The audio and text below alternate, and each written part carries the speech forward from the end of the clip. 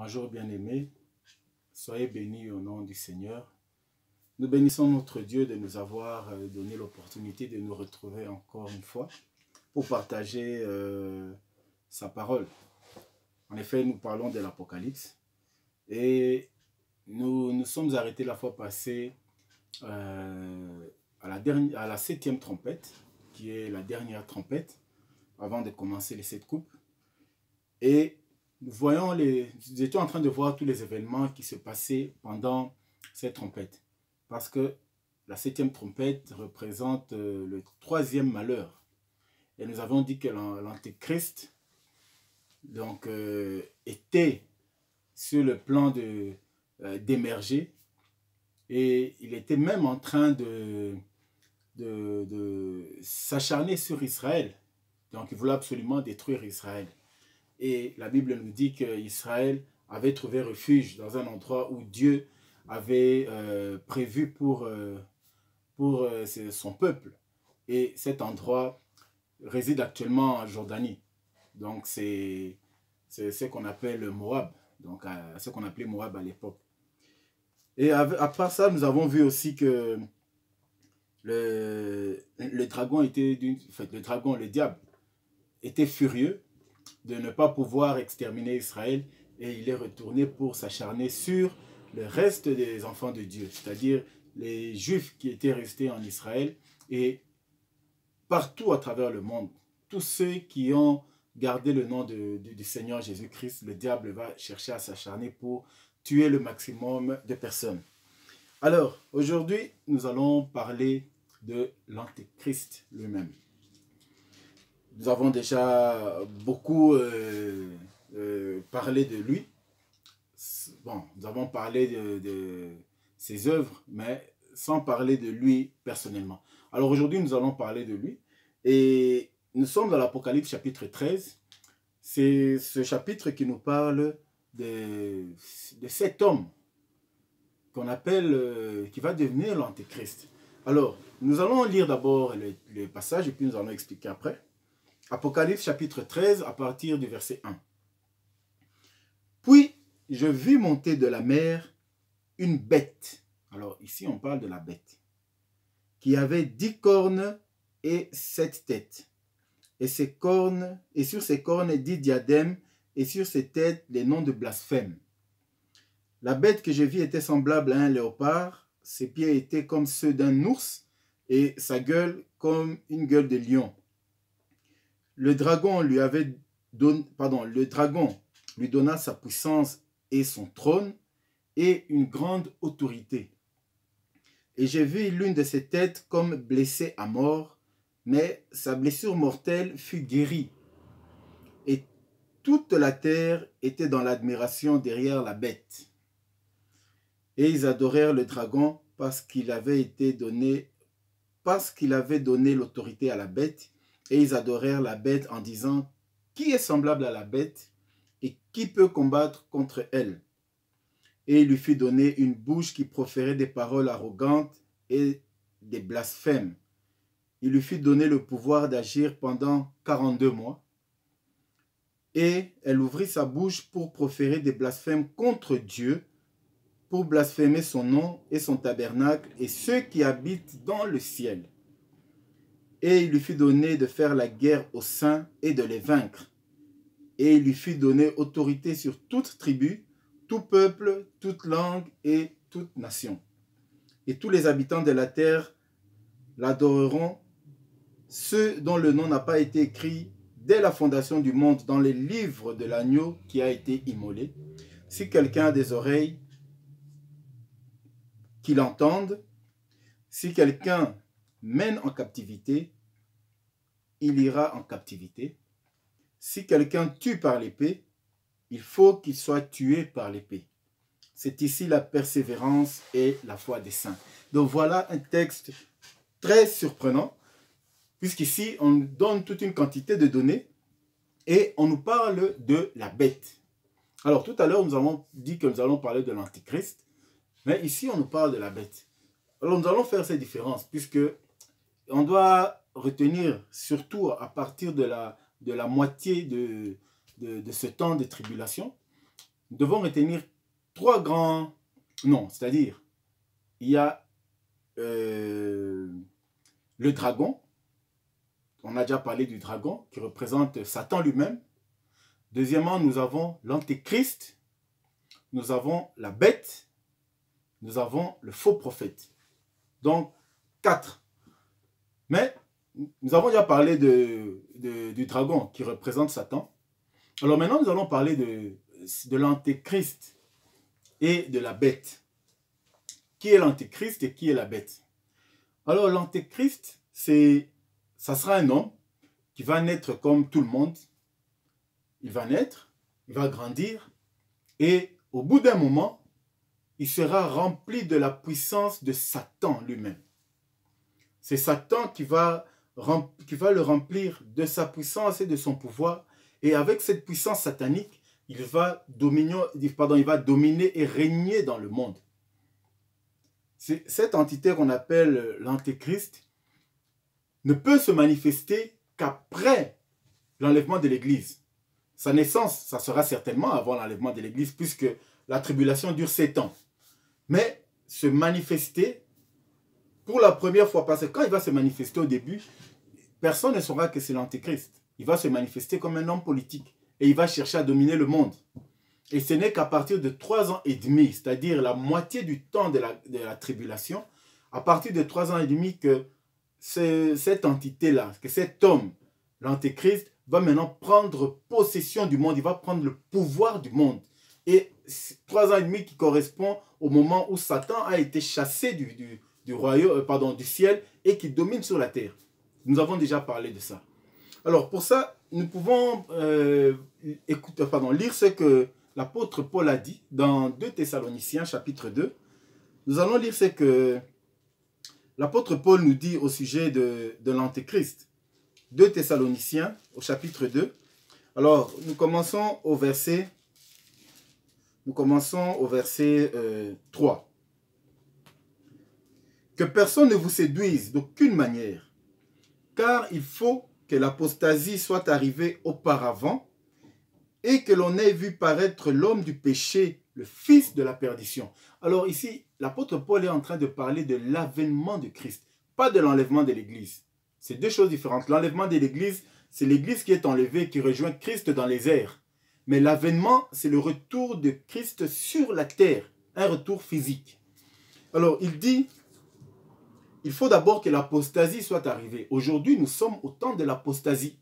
Le temps de l'apostasie, c'est ce temps où les hommes, non seulement ils ne croient pas en Dieu, mais ils ne croient même pas à l'existence d'un être suprême. Vous savez, dans les temps anciens, les gens, c'est vrai qu'ils ne croyaient pas au véritable Dieu, mais ces gens croyaient à des dieux. Ils avaient des dieux, mais lorsque, nous allons voir, il y a beaucoup d'exemples dans la Bible, lorsqu'on parlait du véritable Dieu, ils se soumettaient, ils arrivaient même à se soumettre. Pourquoi? Parce qu'ils reconnaissaient l'existence de l'être suprême. Mais aujourd'hui, il y a des gens qui ne reconnaissent même pas l'existence de l'être suprême.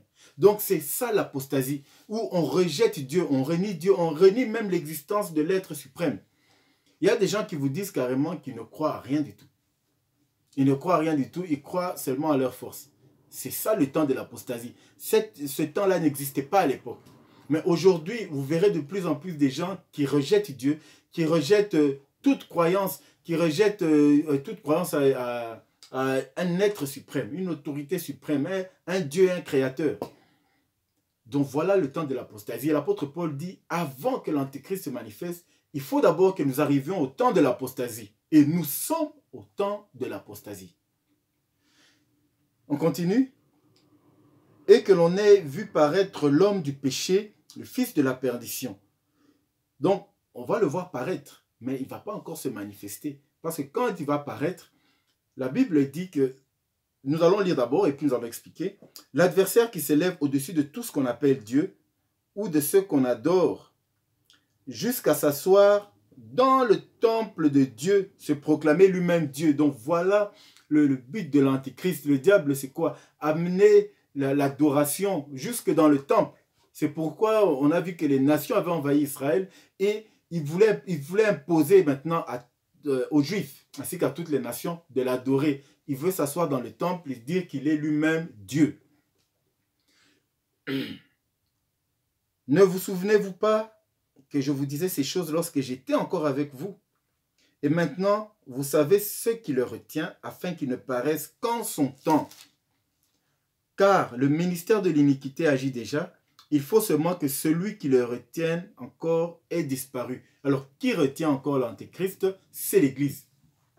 Tant que l'Église est encore sur la terre, l'Antéchrist ne peut pas se manifester. Il se peut qu'il soit déjà né, mais tant que l'Église n'est pas encore enlevée, il y a une impossibilité que l'Antéchrist puisse se manifester. Pourquoi? Parce que l'Antéchrist vient avec l'esprit, la puissance du diable. Et la puissance satanique, la puissance du diable qui cherche à prendre autorité et à se nommer lui-même Dieu, ne peut agir tant que l'Église de Dieu est sur terre. Parce qu'une fois qu'il va commencer à agir, l'Éternel va commencer à frapper le monde de manière à ce que son règne ne puisse pas avoir de succès sur la terre, afin que son règne ne puisse pas émerger, qu'il ne puisse pas lui-même s'appeler Dieu, parce qu'un Dieu a la domination sur tout. Mais le diable verra qu'à chaque fois qu'il va essayer, il y aura de l'échec. C'est pourquoi la Bible dit que l'Antéchrist ne peut pas se manifester tant que l'Église est encore sur la terre. Il faut que l'Église soit enlevée, et à ce moment-là, l'Antéchrist va paraître. Voilà, c'était juste pour voir ce qu'on ne va pas tout lire. Mais si vous avez le temps, vous pouvez continuer. Alors, l'apôtre Paul avait déjà expliqué ça. L'Antéchrist ne paraîtra qu'après l'enlèvement de l'Église. Mais il va paraître et va chercher à dominer le monde. Au début, ça sera difficile parce qu'il y aura des résistances dans les pays, dans des nations, des gouvernements. Mais au bout de 3 ans et demi, il va prendre possession de toute la terre. Et son gouvernement va prendre possession de la terre. Et ce gouvernement de l'Antéchrist, c'est ce qu'on appelle la bête. Donc lorsqu'on parle de la bête, on parle de l'Antéchrist, mais de l'Antéchrist et de son gouvernement.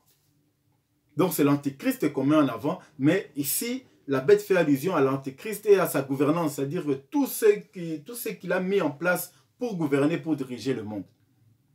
Donc voilà déjà ce qu'on peut comprendre par l'Antéchrist et la bête. Donc l'Antéchrist sera un homme comme vous et moi. C'est un homme qui va naître, qui va grandir, et à un moment donné, il sera rempli de la puissance de Satan. Ça sera sous la puissance du diable. Et c'est à partir de là qu'il va commencer à dominer dans le monde entier. Et à son gouvernement, la bête, va s'élever. C'est pourquoi ici au chapitre 13, on nous dit qu'on voit sortir de la mer. Et vous savez déjà ce que représente la mer qui représente l'assemblée, donc l'ensemble des nations qui ont rejeté Dieu, les nations qui n'ont pas Dieu. Et c'est de là, de tous ces gens-là qui ne croient pas en Dieu, c'est de là que va sortir la bête, qu'on appelle l'Antéchrist. Voilà. Et puis je vis monter de la mer une bête qui avait 10 cornes et 7 têtes. Alors ça nous rappelle directement l'image du dragon qui avait aussi 7 têtes et 10 cornes. Donc nous avons dit que les 7 têtes représentaient les 7 puissances mondiales qui ont été dominées par le diable depuis l'Égypte jusqu'au règne de l'Antichrist. Nous pouvons les énumérer. Donc nous avons l'Égypte, nous avons la Syrie, nous avons Babylone, nous avons Médo-Perse, nous avons les Grecs, nous avons l'Empire romain, et le 7e, c'est l'Empire de l'Antéchrist avec toutes les nations qui seront réunies dans cette coalition. Et nous avons 7 têtes et 10 cornes, nous avons déjà parlé de ça. Les 10 cornes qui représentent des rois. Et sur les têtes, il y a des noms des blasphèmes. Donc, ces noms des blasphèmes, c'est-à-dire que sur les têtes, sur ces puissances, les puissances avaient comme mission, bien comme, je peux dire, comme étendard, c'était le blasphème. Donc, blasphémer Dieu. Donc, essayer de rabaisser Dieu. Essayer d'insulter l'Éternel. C'est-à-dire se prendre au-dessus du Dieu vivant. Ils avaient des noms de blasphème. Donc, les blasphèmes, quand on parle des blasphèmes, c'est contre Dieu qu'ils étaient en train, que ces noms étaient en train de blasphémer. Mais, on voit cette ressemblance avec le dragon, mais il y a quelque chose, une seule différence que nous devons comprendre. Les 10 diadèmes chez le dragon, les 10 diadèmes se trouvaient sur les 7 têtes. Mais ici, on nous dit que les diadèmes, Non, le dragon avait 7 diadèmes, pardon, 7 diadèmes sur les 7 têtes. Mais ici, on voit 10 diadèmes sur les 10 cornes. Les diadèmes sont sur des cornes, pas sur les têtes. Pourquoi? Parce que l'Antéchrist, au temps de l'Antéchrist, sur toutes les 7 puissances, les 7 puissances avaient reçu l'autorité venant du diable. Voilà les diadèmes. Mais ici, la bête a plutôt des diadèmes sur les cornes. Et les cornes représentent les rois. Donc, c'est-à-dire que dans cette coalition, tous ceux qui vont marcher avec l'Antéchrist, les rois de la terre qui seront avec eux, les rois des différents pays, des différentes nations, ces rois recevront l'autorité, toute l'autorité qui vient du diable. L'autorité satanique va régner sur la tête de tous ces rois qui seront dans cette coalition. On a déjà dit que le chiffre 10, ça ne sera pas 10 rois, mais c'est juste que ces rois ont pour mission de pouvoir s'égaler à Dieu. C'est pourquoi il y a le code 10, 10 qui représente Dieu. Donc, ils veulent s'égaler absolument à Dieu. Et ils auront des diadèmes dont ces rois auront l'autorité qui vient directement de Satan lui-même. Alors, la tête que je vis était semblable la bête que je vis était semblable à un léopard.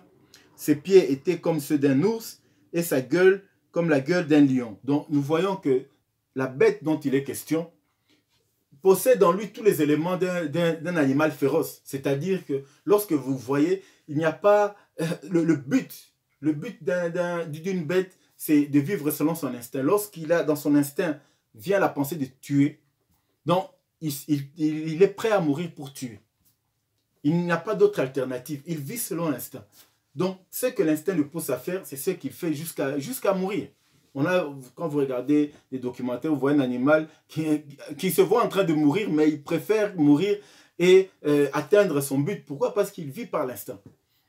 Et la bête aura cette mission-là, de tuer, aller jusqu'au bout. C'est-à-dire, quand dans sa pensée, l'idée sera de tuer, d'exterminer, elle va reculer devant rien. C'est pourquoi vous voyez ces images de l'ours, du lion, des léopards, donc toutes ces bêtes féroces et puissantes qui représentent cette bête qui n'aura pas d'autre but que de faire régner la puissance du diable par tous les moyens possibles. Nous continuons. Le dragon lui donna sa puissance et son trône. Donc vous voyez que la bête dont il est question, c'est-à-dire l'antéchrist, qui vient et qui va établir son gouvernement, l'antéchrist, son gouvernement, cet antéchrist recevra la puissance de Satan. Parce qu'il dit qu'il lui donnera sa puissance et son trône. Donc ça dit le pouvoir et une grande autorité. C'est pourquoi nous avons vu qu'il y a des diadèmes sur les cornes. Le diable lui donne l'autorité, cette puissance de pouvoir régner, de dominer sur la terre. Donc c'est par la puissance, l'antéchrist sera un homme normal, mais à un moment donné, il sera rempli de la puissance de Satan. Et je vis l'une de ses têtes comme blessée à mort, mais sa blessure mortelle fut guérie. Alors là, on parle de quelle tête? C'est la septième tête qui est la septième puissance. Cette septième puissance qui réunit le gouvernement de l'antéchrist ainsi que toutes les autres nations. Mais pourquoi cette tête est blessée? Parce que nous avons vu comment ces nations, les nations de la terre, de toutes les nations, se sont battus dans des guerres. On a vu des pays qui étaient prêts à exterminer d'autres pays. Mais malgré ces guerres, malgré ces grands conflits qui ont opposé toutes ces nations, à un moment, elles vont se retrouver ensemble pour former ce qu'on appelle la septième puissance mondiale. C'est-à-dire, en compagnie de l'Antéchrist, ils vont former cette puissance mondiale. C'est pourquoi, si on se souvient du songe de Daniel, Daniel a vu du fer mélangé avec de l'argile. Donc, des puissances fortes et d'autres qui au départ se sont fait la guerre et voulaient se détruire l'une l'autre, mais à un moment, ils se sont réunis et se sont entendus pour former encore un gouvernement puissant avec l'Antéchrist. C'est pourquoi il voit une tête qui a été blessée, comme blessée mortellement, mais la blessure a été guérie. Donc, ce sont toutes ces nations qui se sont remises à nouveau ensemble après s'être fait la guerre. Parce que dans toute l'histoire de l'humanité, il n'y a pas eu des pays comme ça qui se sont fait la guerre pendant longtemps et toutes ces nations se sont remises ensemble. Mais le septième pouvoir ou la septième puissance est constitué des pays qui se sont déchirés mais qui se sont remis ensemble, qui se sont remis d'accord sous le règne de l'Antéchrist. C'est pourquoi il dit qu'il a vu une tête comme blessée à mort, mais la blessure fut guérie. Et toute la terre était dans l'admiration derrière la bête. Donc tout le monde admirait ce gouvernement. C'était un gouvernement tellement puissant. Et la Bible dit même que les gens vont dire, qui est semblable à la bête? Donc quel est ce gouvernement? Quelle est cette puissance qui peut être puissante comme la bête? Qui peut détruire la bête? Mais vous savez, lorsqu'on commence à adorer le monde comme ça, quand on commence à adorer le diable, c'est là où Dieu vient frapper pour l'humilier, pour le faire comprendre qu'il n'y a que Dieu qui est puissant, qui est au-delà de toutes ces choses. Alors, nous continuons au verset 5. Et il lui fut donné une bouche qui proférait des paroles arrogantes et des blasphèmes, et il lui fut donné le pouvoir d'agir pendant 42 mois. Donc voilà que la bête, c'est-à-dire l'Antéchrist, va agir pendant 42 mois qui correspond à 3 ans et demi. Donc nous revenons toujours sur 3 ans et demi. Comme je vous ai dit, l'Antéchrist ne fait que copier le Christ. Alors le Christ, son ministère a duré 3 ans et demi, et lui aussi, il va agir pendant 3 ans et demi. 42 mois, ça correspond à 3 ans et demi. Et elle ouvrit sa bouche pour proférer des blasphèmes contre Dieu, pour blasphémer son nom et son tabernacle et ceux qui habitent dans le ciel. Donc vous voyez que l'Antéchrist, tellement qu'il veut qu'il soit adoré. Il veut qu'il soit adoré. Bien sûr, c'est le diable qui se fait adorer derrière cet homme, l'Antéchrist. Et pour se faire adorer, il profère des blasphèmes contre Dieu, contre ceux qui sont dans les cieux. Il porte des injures complètement contre les puissances célestes.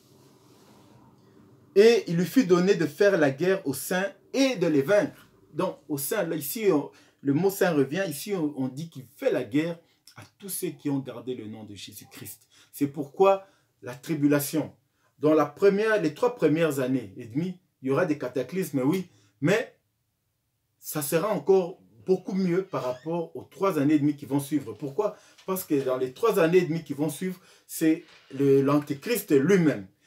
Donc, acharné, n'oublions pas que le diable avait été chassé du ciel. Et lorsqu'il est venu, la Bible a dit qu'il est revenu avec une grande colère pour exterminer le peuple de Dieu. Et ici, la Bible nous dit que l'Antéchrist va faire la guerre aux saints et les vaincre. Si nous voyons dans la prophétie de Daniel, c'est pourquoi on doit beaucoup lire Daniel, parce que le livre de Daniel explique aussi l'Apocalypse. Il a reçu cette vision avant Jean. Et dans le livre de Daniel, on dit que l'Antéchrist va assiéger le peuple de Dieu, même les enfants d'Israël, jusqu'à ce qu'ils aient perdu toute leur force. C'est à ce moment qu'ils vont crier à Christ pour demander, pour reconnaître Jésus comme étant le véritable Messie. Et c'est à ce moment qu'il y aura la délivrance finale. Alors je continue au verset 7. Et il lui fut donné de faire la guerre aux saints et de les vaincre. Et il lui fut donné autorité sur toute tribu, tout peuple, toute langue et toute nation. Donc vous comprenez que le règne de l'Antéchrist va s'établir partout. L'Antéchrist ne va pas se limiter seulement en Europe. Il ne va pas se limiter en Asie mineure. Il ne va pas se limiter en Amérique. Mais c'est toute la terre. La Bible dit toutes les nations, toutes les tribus, tous les peuples. Le gouvernement de l'Antéchrist, ce sera un gouvernement mondial. Bien sûr avec la coalition des autres nations. Mais ce gouvernement va régner sur toute la terre. Il va imposer tout sur toute la terre. Il aura un mot sur toute la terre. Le monde entier sera sous un contrôle impensable. C'est pourquoi lorsque nous voyons aujourd'hui comment le monde est en train d'aller dans ce contrôle individuel aujourd'hui, où vous ne pouvez rien faire sans être repéré, sans être remarqué, alors vous comprenez que ce ne sont que les prémices. Mais dans les temps qui viennent, quand l'Antéchrist sera là, tout le monde entier sera sous contrôle. Et celui qui voudra échapper à son contrôle sera tué. Il sera, comme on dit, l'homme à abattre. C'est pourquoi vous voyez que l'Antéchrist va s'en prendre aux saints. Pourquoi? Parce que les saints vont refuser la marque de la bête. Et quand ils auront refusé cette marque, ils deviendront l'ennemi de l'Antéchrist. Il y aura des lois dans le monde entier où il sera autorisé de lapider des chrétiens, de tuer des chrétiens. Pourquoi? Parce que c'est le règne du diable qui a été chassé du ciel et qui est maintenant sur la terre. Et il est passé derrière cet homme qu'on appelle l'Antéchrist, qui est en réalité un homme qui reçoit la puissance, toute la puissance de Satan, pour agir et dominer sur la terre. Alors, au verset 8, nous continuons, il dit, « Et tous les habitants de la terre l'adoreront, ceux dont le nom n'a pas été écrit dès la fondation du monde dans le livre de vie de l'agneau qui a été immolé. » Alors ça, ce passage doit être vraiment expliqué parce qu'il y a eu beaucoup de doctrines disant que Dieu a choisi certaines personnes dès la fondation du monde pour être sauvées et d'autres personnes n'ont pas été choisies. Donc, ils vivent sur la terre alors que Dieu sait déjà, en fait, Dieu les a déjà prédestinés à l'enfer. Mais nous devons faire très attention à ces textes et nous devons comprendre. Parce que la Bible dit ceci, mot pour mot, Dieu nous a tous prédestinés à la vie éternelle. Qu'est-ce que ça veut dire? Ça veut dire Dieu, lorsqu'il a créé le monde, tout homme sur la terre, toute femme, en le créant, est prédestiné à vivre éternellement. D'ailleurs, Adam était créé pour vivre éternellement. Ce n'est que par la faute, par le péché qu'ils ont commis, que la mort est entrée, le péché est entré dans le monde. Donc tout homme était prédestiné à vivre éternellement. C'est comme dans nos écoles, lorsque nous allons à l'école, le but, c'est que toute la classe puisse réussir. Les profs viennent, ils donnent des cours. Le but, c'est que tous les élèves, s'il y en a 15 dans la classe, que tous les 15 puissent réussir. Mais dans la réalité, ce qui va se passer, c'est que malgré les efforts des profs, sur les 15, il y aura peut-être 10 qui vont réussir, ou moins, et d'autres vont rater. Mais ce n'est pas parce que les 5 ont été prédestinés à échouer, mais c'est parce qu'ils n'ont pas suivi les normes comme il faut, ils n'ont pas étudié comme il fallait, et c'est comme ça qu'ils ont échoué. Et c'est la même chose.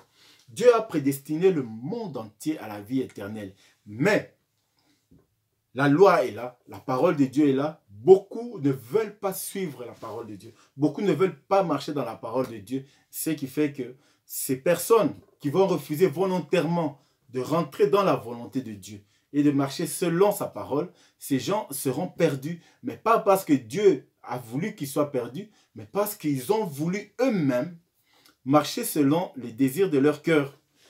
C'est la raison pour laquelle, ici la Bible nous dit que ceux dont le nom n'a pas été écrit dans les livres de vie dès la fondation du monde. Mais pourquoi la Bible parle du livre de vie? Dans le livre de vie, au fait, c'est quoi? Tout le monde a un nom écrit dans les livres de vie. Le nom de tout le monde est écrit dans les livres de vie. Mais si à la fin de la vie, c'est-à-dire quand l'homme vit pendant je ne sais pas combien d'années, mais à la fin de sa vie, lorsqu'il meurt, si il n'a pas marché dans la volonté de Dieu, qu'est-ce qui se passe? Son nom est effacé du livre de vie. Mais au départ, son nom est écrit. La Bible ne dit pas, ce n'est pas lorsqu'il pêche. Sinon, Dieu ne s'amuse pas à faire ceci. Alors, quand je fais du bien, il écrit mon nom. Quand j'ai péché, il enlève. Quand je refais du bien, il écrit encore. Quand je pêche encore, il enlève. Non, ce n'est pas ça. Ce n'est pas du tout ça. Le nom de tout le monde, de tout un chacun, même le nom d'Hitler était écrit dans les livres de vie. Le nom de tout le monde. Mais à la fin de ta vie, lorsque tu n'as pas marché dans la volonté de Dieu, ton nom est rayé du livre de la vie. C'est pourquoi la Bible dit que le nom n'a pas été trouvé dans le livre de vie depuis la fondation du monde. C'est-à-dire quoi? C'est-à-dire que Dieu connaît la pensée de l'homme. Il a vu dans sa préscience, il a vu tout homme. Il sait comment nous allons vivre. Il sait que la parole viendra vers nous et nous allons la rejeter. Donc Dieu sait qui va accepter de rentrer dans le royaume et il sait qui va refuser. Mais ce n'est pas lui qui a choisi qui va rentrer, qui ne va pas rentrer. Non, c'est juste qu'il est Dieu, il est au courant de tout ce qui va arriver. C'est pourquoi, dans les livres de vie, ici, la Bible dit que Satan viendra pour vaincre. Il va chercher à vaincre les enfants de Dieu. Mais il va prendre possession de toutes les tribus, de toutes les nations et de tous ceux dont le nom n'a pas été écrit, c'est-à-dire tous ceux qui ont accepté volontairement de marcher en dehors de la volonté de Dieu. Volontairement, ils ont accepté que leur nom ne se retrouve pas dans le livre de vie. Et ce sont ces gens-là qui vont marcher avec Satan durant les 3 années et demie de la grande tribulation. C'est un passage très important que nous devons vraiment comprendre parce que ça sème beaucoup de confusion. Donc Dieu n'a jamais prédestiné un homme à la mort. Jamais. Dieu a prédestiné tout le monde à la vie éternelle. Mais celui qui veut volontairement marcher selon ses désirs et en dehors de la volonté de Dieu, celui-là va se retrouver dans la perdition, c'est-à-dire en enfer pour la mort éternelle. Voilà, nous continuons. Si quelqu'un a des oreilles, qu'il entende. Si quelqu'un mène en captivité, il ira en captivité. Écoutez ce que l'Éternel dit ici, parce que nous sommes au temps de la grande tribulation qui commence, puisque l'Antéchrist vient maintenant de prendre possession du monde. Alors, l'Éternel nous dit, si quelqu'un a des oreilles, qu'il entende. Qu'est-ce qu'il dit? Si quelqu'un mène en captivité, il ira en captivité. Si quelqu'un tue par l'épée, il faut qu'il soit tué par l'épée. C'est ici la persévérance et la foi des saints. Qu'est-ce que cela veut dire? Si quelqu'un mène en captivité, il ira en captivité. Ça nous fait penser directement à ce qu'on appelle la loi du talion, œil pour œil, dent pour dent. Alors n'oublions pas que pendant le temps de la tribulation, la grâce de Dieu avait déjà quitté le monde. Ce n'est plus comme aujourd'hui où on se lève, on demande pardon, Dieu fait nous grâce, tout ça. Ce temps-là est fini. Bien que Dieu a laissé encore un petit moment de grâce, de manière à permettre aux gens de revenir à lui, mais le temps de grâce, de la purification, ce temps est passé. Alors, le seul moyen, c'est de revenir à Dieu et de tenir bon jusqu'à la fin. Mais à partir de ce moment-là, à partir de 3 ans et demi, qu'est-ce qui va se passer? Dieu dit que si quelqu'un amène en captivité, il ira lui-même en captivité. C'est-à-dire que si tu es enfant de Dieu et que tu abandonnes la parole de Dieu à ce moment-là, pour trahir ton frère, ton sort, c'est la mort éternelle. Celui qui va tuer par l'épée, tu es chrétien et tu dis que tu veux te venger parce que les moments seront difficiles. Les hommes, les enfants de Dieu seront pourchassés partout. Que ce soit les Juifs, que ce soit tous ceux qui vont garder encore le nom de Jésus-Christ. Ces gens seront pourchassés de partout. Mais s'ils se décident de se venger et de résister par la force, en tuant quelqu'un, celui qui tue sera aussi tué. C'est-à-dire qu'il va rater le royaume des cieux. Pourquoi? Le seul moyen d'être sauvé à ce moment, ça sera d'accepter Jésus-Christ, de tenir sa parole jusqu'à la mort. Accepter la mort, accepter qu'on me tue, accepter qu'on nous maltraite, qu'on nous tue ou alors qu'on nous extermine pour la parole de Dieu. Mais si nous résistons en disant que nous allons aussi prendre des armes pour résister à l'Antéchrist ou à son royaume, ce temps-là n'est plus le temps de grâce. C'est-à-dire celui qui fait ça, lui aussi, sera jeté en enfer. Donc vous voyez que les moments seront durs, seront difficiles. S'il y a un moment où nous devons nous attacher à Dieu pour être sauvés, c'est maintenant, puisque nous sommes encore au temps de grâce. Pendant cette période de grâce, nous avons la possibilité de demander pardon. Même après avoir tué quelqu'un, même après avoir fait, je ne sais pas, n'importe quel mal, Dieu pardonne. C'est un Dieu de miséricorde. Mais au temps de la tribulation, ça ne sera plus le cas. C'est pourquoi il rajoute pour finir, il dit c'est ici la persévérance et la foi des saints. Il faut être persévérant, c'est-à-dire je tiens la parole de Dieu, je m'attache quoi qu'il arrive, parce que ça sera des moments très difficiles. Si l'Éternel nous dit de persévérer, c'est-à-dire que ça ne sera pas facile. Nous serons pourchassés de partout.